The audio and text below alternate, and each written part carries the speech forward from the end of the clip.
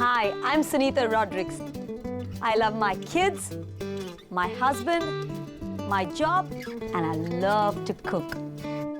My mantra is to cook it simple, to cook it good, and to cook it with soul. I've trained as a chef at the Taj group of hotels and traveled to food festivals all over the globe.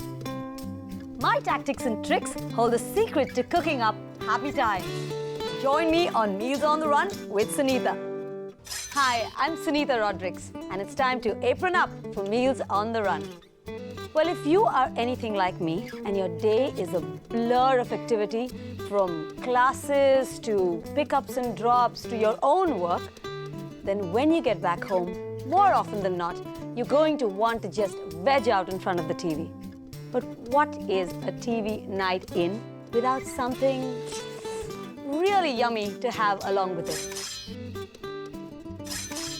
I'm going to show you some really stress-free recipes. 3-step recipe. Chop, mix, and devour. I can feel myself getting intoxicated already. A dab of mint, perfect summer drink. I have a super non-messy, simple, yummy snack. A wonderful, simple meal prepared in a jiffy. I'm going to make today chickpea and tomato salad with feta on the top. And crispy drunken prawns. Perfect drink for you on your TV night in. My strawberry and watermelon slush. And my stuffed mushrooms with cheese and olives. Well, so we're going to begin with the chickpea, feta, and tomato salad. I have here some chickpeas that I've set aside from the curry that I made yesterday, and you can do that too. But if you don't, then you can soak it the previous night and boil it the next morning. Alternatively, if you've got canned chickpeas, those will do just fine too. I think this needs a little bit of onion. This is an extremely simple 3-step recipe. Chop, mix, and devour. So we're going to begin with the chopping. I prefer this to be in roundels. I need some feta cheese. Now, feta is a Greek cheese. It's a fresh cheese. In India, the cheese that we normally get is paneer. And you can use paneer if you want, but you need to just marinate it for a little bit longer in the dressing before you add it to the salad. So I'm going to cut this feta into little cubes here, almost the size of the chickpeas. But I'm going to grab myself a bowl and put all these lovely vegetables inside. So we start out with the chickpeas, try and get as much of the water out as possible. I have a few chopped tomatoes here that I'm going to add into this. So I'm going to put all the spring onion inside. Just give it a quick stir. It looks good enough to eat already. For the dressing, I need a lime and a little bit of garlic, some salt, and freshly ground pepper. Whenever I cut lime, I somehow hate to use the lemon squeezer. Not only is you require a lot of effort, but I've got to wash it up afterwards. So I cut it in this very easy, non-stress-free way, where I can easily squeeze over the lovely, juicy part of the lemon into my food and quickly throw the rest away. The only time you need to be a little careful is when you have the center part to keep away the seeds. So I've got my lime in there. I'm just going to quickly break off 2 cloves of garlic. Use your knife and the weight of your body. Just crush it. Just throw it into that salad. I'm now going to season it with just a little bit of salt and some freshly ground pepper. As you can make out, the colors are fresh, the vegetables are fresh, a lot of tomatoes there, and of course the cheese, which comes from Greece. And I like to, crumble just a little bit to add some more texture to the salad. The feta kind of melts its way into that and provides a little deeper, denser meaning to the dressing. And now finally, last but definitely not the least, good dollop of olive oil. Just give that a quick whisk around.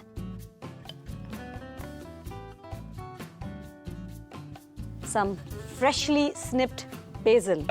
I always have a scissors handy in my kitchen, so I can quickly just chop the leaves with minimum stress. And now for the most important part, the presentation. I have myself a nice, cozy, warm cup here. I'll just need a little bit of basil. I'm gonna tumble this salad into this cup. Make sure that I get a lot of feta pieces in. A little more basil there. And some freshly ground pepper. And there I've made myself a quick and easy, simple two-step chickpea and tomato salad with crumbly feta on the top.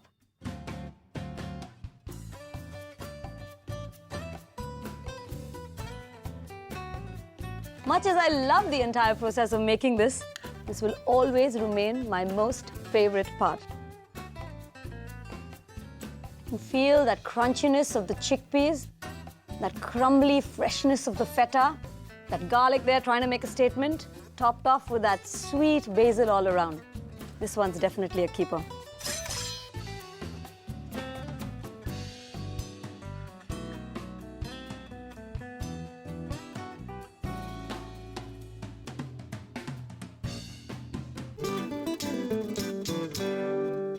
Well, I'm from the beautiful sunny state of Goa, and in Goa, seafood is always on our tables.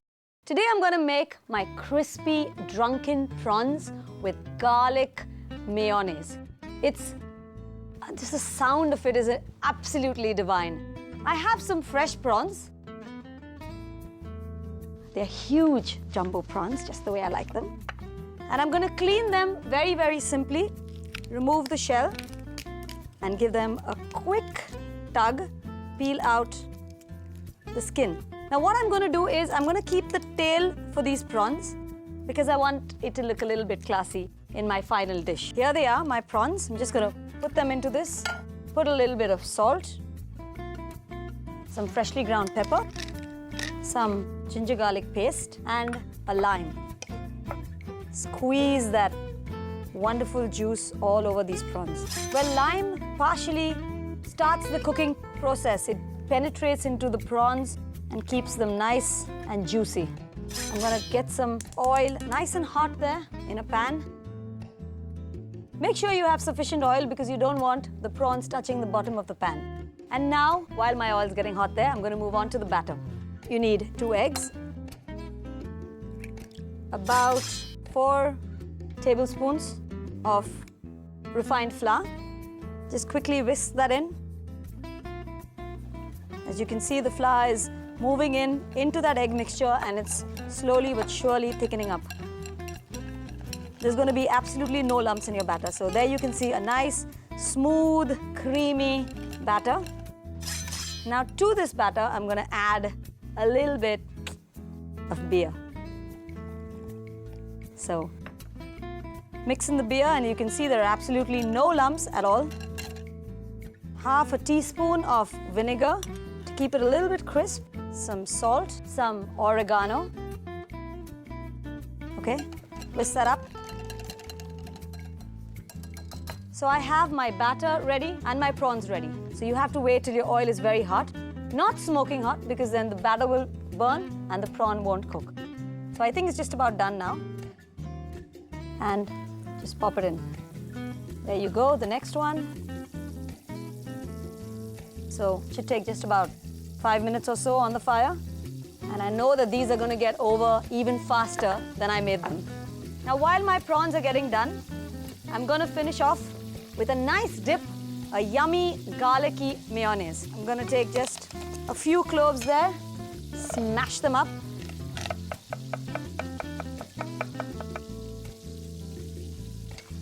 Garlic mayonnaise is also called aioli, but I'm going to make my aioli in a little different way. I have here some fresh coriander that I'm going to chop that up too. Tumble that in, and I'm going to use some nice plump gherkins. Great stress buster. Okay, so this goes in. Just a little bit more of the lime that I had left over. Squeeze it in there, give it a quick toss. And I think the mayonnaise is ready just in time because I can see that my prawns are getting nice and golden there. I like to use a metal strainer to remove the prawns. I'm removing the oil in a more economical way here. It gets collected in the bowl and I can always reuse it. There I have my prawns, and all that's left for me to do now is to plate it. I have a nice big tub here for my garlicky mayonnaise because I plan to dip and dunk it as often as possible. And I'm just going to put that in. And then very neatly arrange these yummy, crispy, drunken prawns. And as you can see, all the oil has drained out, so they're nice and dry and non-oily. And of course, to make it look just a little bit better, I'm gonna snip in some coriander. Now you can use this for a TV dinner, but I don't think you'd probably go to the trouble to plate it like this. So you can also use it as a wonderful starter for any party that you have at your home next time. So here it is, my crispy drunken prawns with garlicky mayonnaise. A sure shot winner.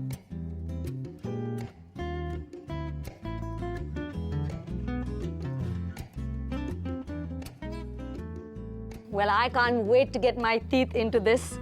And before it becomes cold, because I like it hot, I'm gonna take a prawn, dunk it in that mayonnaise. A little messy, but oh, so worth it. The flavor of that prawns with the beer, you have no alcohol in it, but it adds that really special kick to the drunken prawns. I can feel myself getting intoxicated already.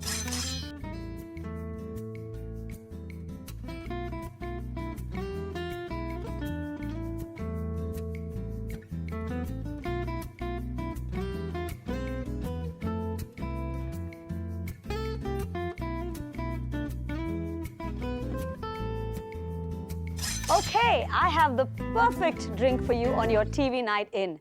My strawberry and watermelon slush. It's so quick, so simple, and so easy. You're gonna even finish it in a commercial break. A slush is something, a drink, a cold drink with a lot of ice thrown in. So the first ingredient you need is ice. I have a bowl right here of ice that I'm gonna quickly just pop into my blender. Some watermelon juice, freshly squeezed. Okay. And I don't want to add sugar. You can add fresh strawberries if you have to, but I'm going to add about 2 tablespoons of strawberry crush, just to add a little of that red color and, of course, the sweetness.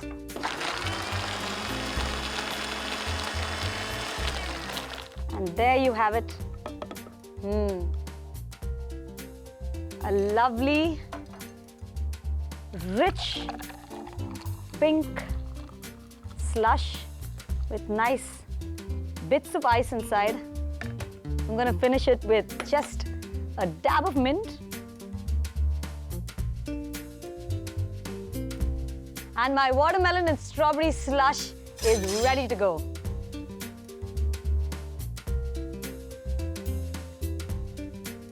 I can't wait to taste it. It's extremely refreshing. Cool, chilling. Watermelon on its own is refreshing, but together with the ice, perfect summer drink.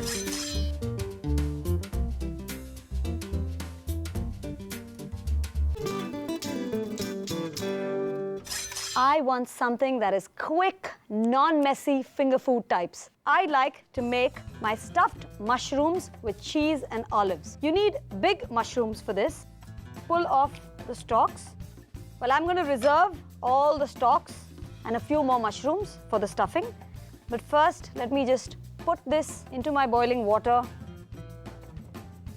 and crank up the heat a little bit. It comes to one boil and then you remove it off. So I'm chopping these up. Make sure that you wash your mushrooms really well. A good tip to wash it is coat them with a little bit of flour and put them under running water in a strainer. So all the dirt and the grime that is on the mushrooms comes out. And now to put my filling together. I've got a pan here. I'm going to plop in just about a tablespoon of butter. You can use olive oil, but again, there are certain things that butter goes entirely with, and olive oil is just a substitute. Put in just some chopped onion, slightly changed color. I have about 2 cloves of garlic. It beats the traditional way of cleaning garlic any day. So there, my garlic and onion is nicely blending together. And as you can see here, the mushrooms are already boiling. And strain it away.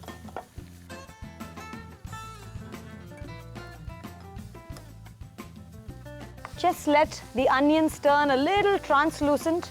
You can smell the roasted garlic and the butter there. Toss in those mushrooms. I think when you cook with all your senses. You smell, you can actually feel it, you can touch it. It's got every sense involved. Just lightly sweat the mushrooms. Just a sprig of parsley there. You know, mushrooms actually are a fungus, and when my son realized that it was a fungus, he just refused to touch this. But when I made this dish for him for the first time, he was so awed by it that now my daughter has to fight with him for her share. So you have the parsley and the butter and the garlic all blended there well together. I'm going to put in just a little bit of salt, some freshly ground pepper, and some chopped olives. So you can see the little black studs of olive there in the filling. Now that's about done. So I have a few breadcrumbs here, a little bit of oregano, and I'm just going to quickly snip in some parsley. A great way to do that is to use a pair of scissors. Some cheese into this. Now, cheese gives it a nice rich feeling. I'm using cheddar right now, but you can use any processed cheese that you have at home. All right? And I'm just going to quickly mix this up and set it aside for later.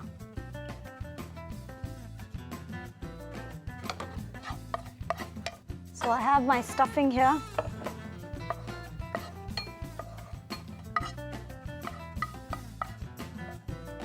It's warm. I'll put in the remaining part of the cheese just to bind it up, because the cheese will melt and bring everything all together. I'm going to mix this once again.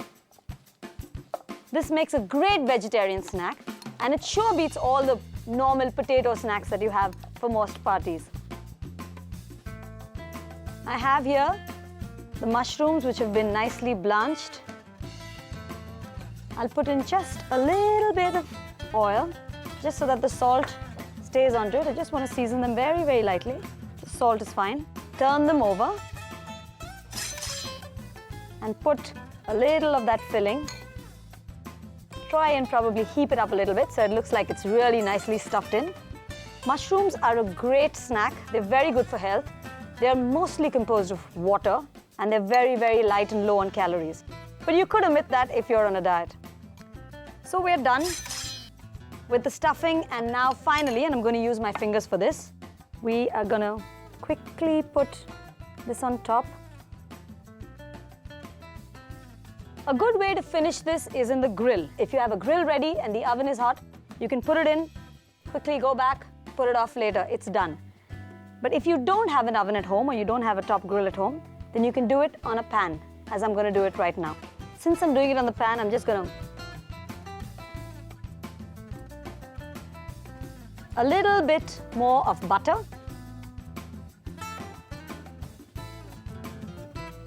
And now that the butter is nice and hot and bubbly, I'm going to just put them in face down first.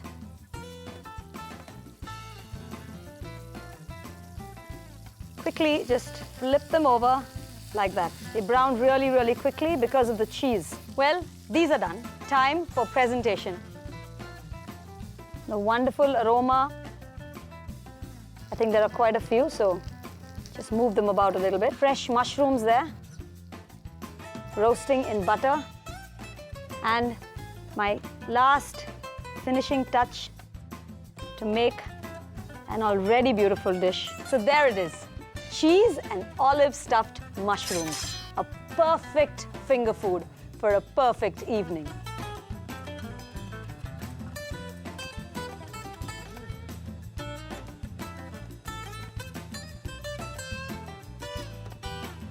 overflowing with goodness.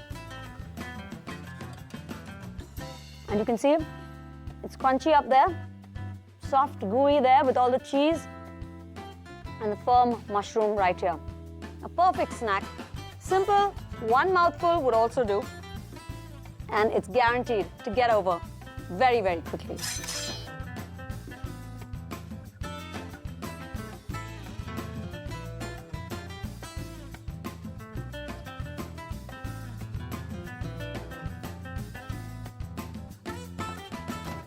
So there you have it, a wonderful, simple meal prepared in a jiffy. My chickpea, tomato and feta salad with crumbly feta on the top, the intoxicating drunken prawns dunked into creamy garlic mayonnaise, the refreshing watermelon and strawberry slush, and of course, the non-messy, great vegetarian finger food, cheese and olive stuffed mushroom. The crispiness and the flavor of that still lingers on long after it's gone. Simple, non-messy food you can make for a TV dinner or for a party or just for a night in with your family or friends. I'm going to go now, but I'm going to see you next time. Till then, happy cooking!